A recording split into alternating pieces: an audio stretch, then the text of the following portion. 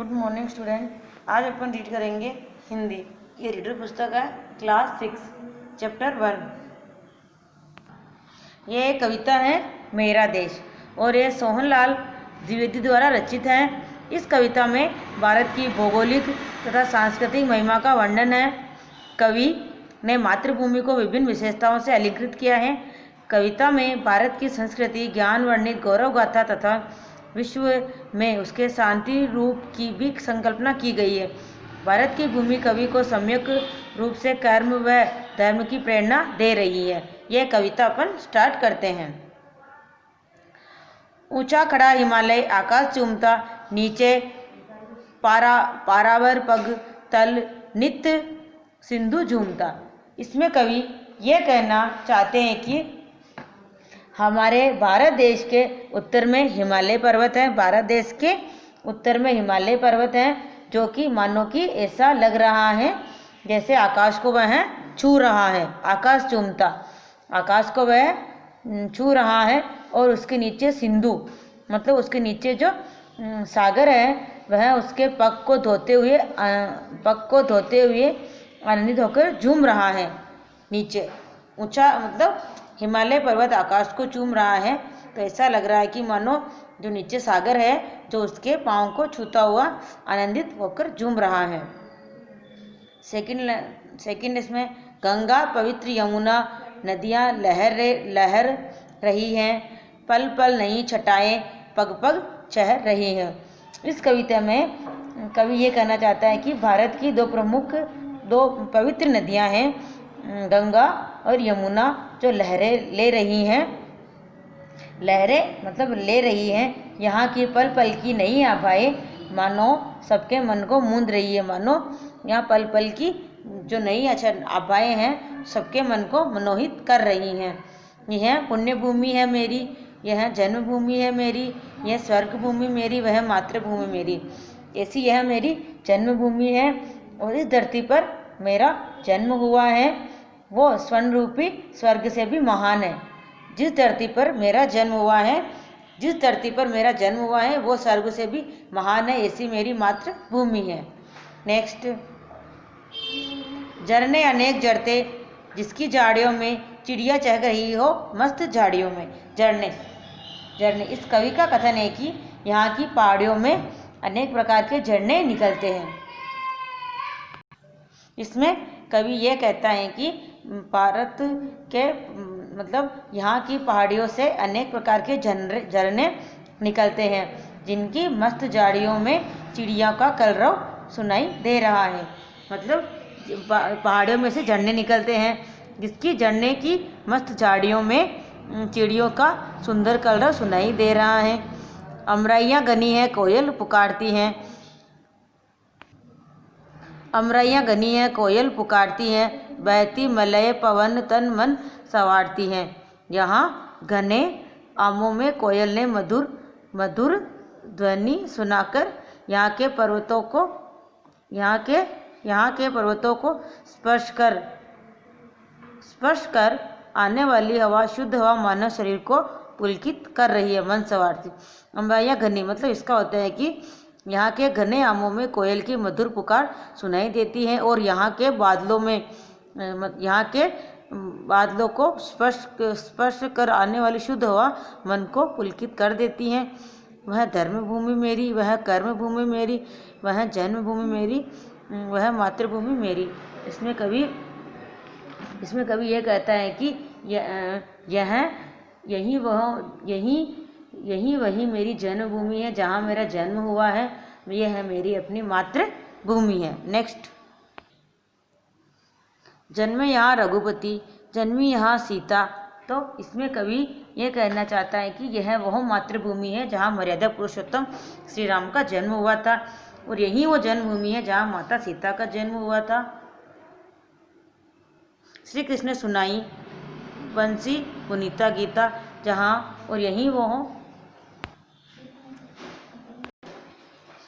श्री कृष्ण सुनाई वंशी पुनीता गीता, यही वो जन्मभूमि है जहाँ कृष्ण ने अपनी मुरली से मधुर गीत सबको सुनाया है। और कृष्ण ने पवित्र गीता का उपदेश भी इसी जन्मभूमि पर दिया है। गौतम से लेकर जिसका सुयश बढ़ाया, यही वो जन्मभूमि है जहाँ महात्मा बुद्ध गौतम ने जन्म लिया है और देश का यश बढ़ाया है और संसार के ऊपर दया दिखाते हुए लोगों का मार्ग प्रशस्त किया है। जग को दिखाया, जग को दिया मतलब जग का मार्ग प्रशस्त किया है। यही वो जन्मभूमि है। यह युद्ध भूमि मेरी, यह बुद्ध भूमि मेरी, यह जन्मभूमि मेरी, यह मातृभूमि है।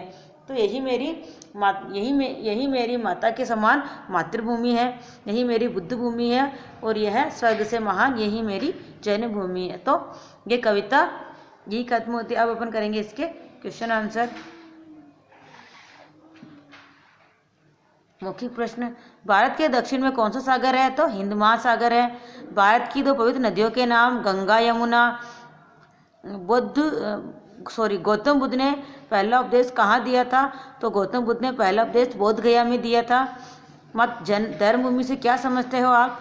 तो यह हमारी मातृभूमि है, यह हमारी मातृभूमि है।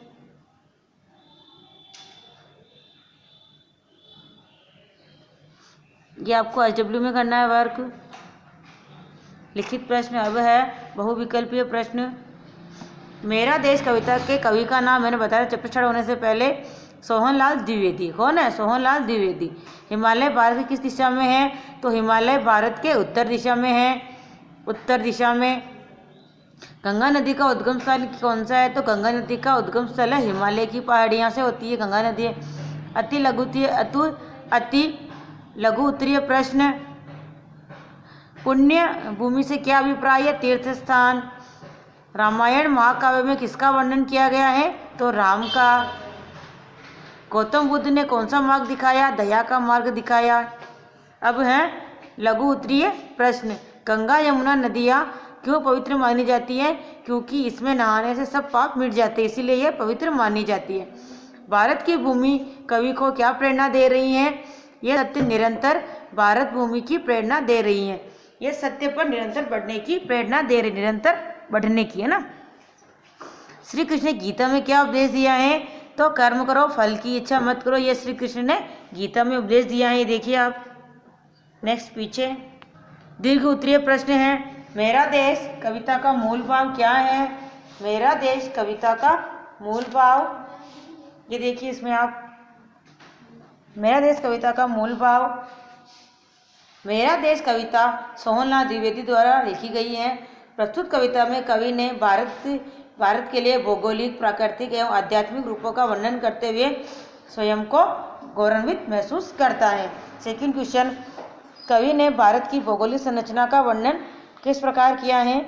तो ये हमारे भारत देश के उत्तर में हिमालय पर्वत है जो ऐसा लगता है कि मानो आकाश को छू रहा है, और गंगा यमुना जैसी पवित्र नदियाँ भारत देश में बहती हैं। नेक्स्ट क्वेश्चन, कवि के अनुसार भारत की प्रकृति का वर्णन कीजिए। तो कवि के अनुसार भारत की प्रकृति अनोखी है। यहाँ की पहाड़ियों से अनेक झरने निकलते हैं जो अत्यधिक मनभावन लगते हैं, जो अपनी अनोखी छाप छोड़ते हैं। निम्नलिखित पंक्तियों का भावार्थ स्पष्ट कीजिए। ये आपकी बुक के अंदर कुछ पंक्तियाँ हैं, इसमें डेस लगा रखा है मैंने। गौतम ने, ये फर्स्ट लाइन है, ये एंड लाइन है, दिया दिखाया है, तो इनका अपने को भावार्थ लिखना है। तो भावार्थ, उक्त पद्यांश कवि सोहनलाल द्विवेदी द्वारा रचित है।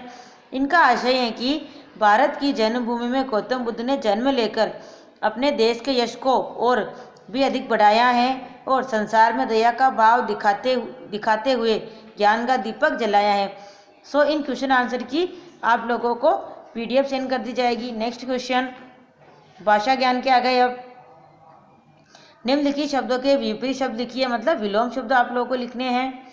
आकाश पाताल, पवित्र अपवित्र, गनी विरल, सुयश अपयश, जन्म मरण, ऊंचा नीचा, अनेक एक, लेना देना, दया निर्दय, युद्ध शांति, अभ्य संधि विच्छेद।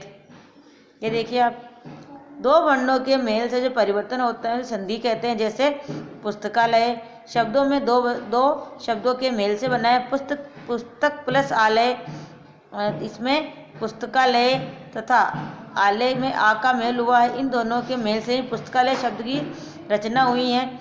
इसी प्रकार विद्या प्लस आलय, विद्यालय, हिम प्लस आलय, इस प्रकार शब्दों की रचना हुई है। निम्नलिखित शब्दों का संधि विच्छेद। पवित्र का पो प्लस इत्र, पवन पो प्लस अन, अत्यधिक अति प्लस अधिक, विद्यार्थी विद्या प्लस अर्थी, रामावतार राम प्लस अवतार, जगदीश जगत प्लस ईश, भावुक भाव प्लस उक, परमेश्वर परम प्लस ईश्वर। अब है रूढ़ यौगिक। एक तो है आपले कि ये देखिए आप रूढ़ यौगिक एवं यौगिक शब्द के दो उदाहरण लिखने हैं। रूढ़ यौगिक पीला और दये, ठीक है। यौगिक इन दोनों को शब्द को मिला के बनाना है। रूढ़ यौगिक होगा पीला, यौगिक शब्द क्या हो गया पीलापन, दये दयनीय। इस तरह से ये रूढ़ यौगिक शब्द बनते हैं। देखिए आप नेक्स्ट क्वेश्चन उपसर्ग जोड़ने हैं। जैसे इसमें दे रखा है फॉर एग्जाम्पल पुत्र का कुपुत्र, पुत्र का कुपुत्र इसमें दिया हुआ है। यश का सुयश, कर्म अकर्म, शिक्षित अशिक्षित, जन्म आजन्म, बोध अबोध, शासन अनुशासन, शील अश्लील, तल अनुतल, एक अनेक, धर्म अधर्म, क्या लगा उपसर्ग लगा, देश विदेश, अधिक अत्यधिक, ज्ञान अज्ञान, जन्म आजन्म, ये सारे उपसर्ग लगे हुए हैं। नेक्स्ट, वे शब्द जो शब्द के अंत में जुड़कर उनके अर्थ को परिवर्तित कर देते हैं या विशेषता उत्पन्न करते हैं प्रत्यय कहलाते हैं। जैसे रस प्लस इला रसीला। और उपसर्ग क्या होते हैं आगे जुड़कर शब्द का परिवर्तन कर देते हैं। और उपसर्ग क्या करता है पीछे जुड़ता है। जैसे आकाश प्लस गंगा आकाश गंगा, लहर प्लस दार लहरदार, दय प्लस ई दयनीय, दान प्लस वान दया प्लस वान दयावान, सुन प्लस आर सुनार, शिक्ष प्लस इत शिक्षित। इस तरह से ये इसमें है। तो आप लोगों को ये वर्क अपनी नोटबुक में करना है। एक बार फिर से मैं आप लोगों को ये बता रही हूँ नोटबुक के अंदर आप लोगों को क्या क्या करना है। ये देखिए आप यहीं से स्टार्ट करना है। SW बहुविकल्पीय प्रश्न, ये देखिए अति लघु उत्तरीय प्रश्न। देखिए लघु उत्तरीय प्रश्न इसमें ऐड कर रखा मैंने, नोटबुक में करने हैं। नेक्स्ट इनकी एक क्वेश्चन है आपके, देखिए जैसे कि ये दीर्घ उत्तरीय, इनकी क्वेश्चन की PDF आप लोगों को सेंड कर दी जाएगी। भाषा ज्ञान में देखिए आप लोग ये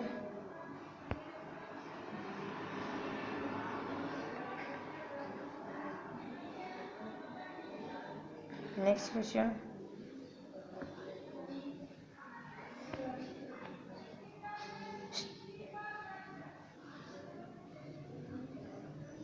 ये लोग आप नोटबुक में करना है। चलिए देखिए